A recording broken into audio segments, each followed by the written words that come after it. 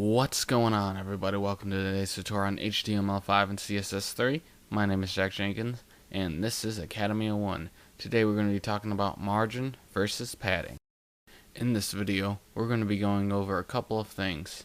First, HTML headers, because I forgot to do it last unit. Then we're going to be going over margin versus padding. And lastly, we're going to be talking about outline. There are 6 different types of headers, H1 through 6, with H1 being the biggest and H6 being the smallest. H1 is 2 EM, or 32 pixels. H2 is 1.5 EM, or 24 pixels. H3 is 1.17 EM, or 18 to 19 pixels. It depends on what type of browser you're using. H4 is 1 EM or 16 to 17 pixels. H5 is 0.83 EM or 13 pixels. And H6 is 0.67 EM or 10 to 11 pixels. Now, notice there is a little bit of difference depending on which header you're using and which browser you're using. So to make sure it's all the same text size across all browsers, make sure you specify the text size. Now here's a picture of something called a box model. We're going to be talking about this in a later lecture. I think 2 more after this one, or it could be in the next unit. Basically what it is it shows the content, the padding, the border, and the margin. And this calculates the height and the width of your content. But for right now, we're just going to be focusing on padding and margin. Notice that padding is within the border and margin is on the outside of the border. Let's see some examples. Alright guys, so here's what I have. I just put a word. Actually, I'm going to show you the HTML. I just have a paragraph tag with the word cool in it. And for my CSS, I have a background color pink, and I restrained the width because I don't like it when it's all the way to the end of the browser. It's just a weird habit of mine. So here's what it looks like now, and now we're going to start by extending the padding.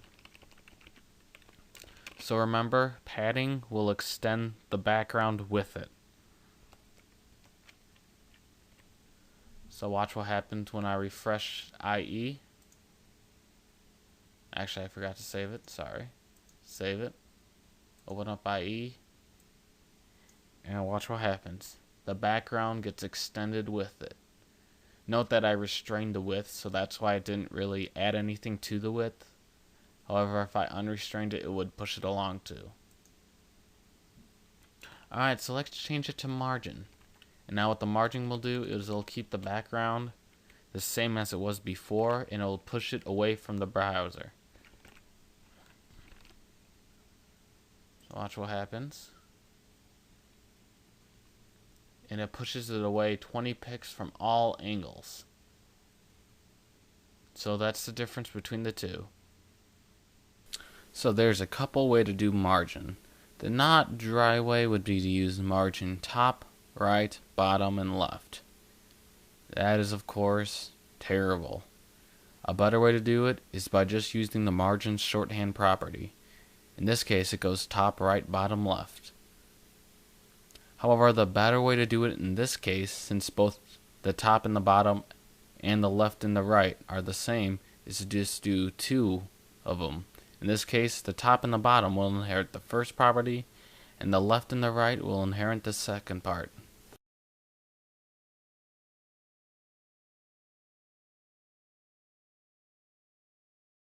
So here's a picture of a border.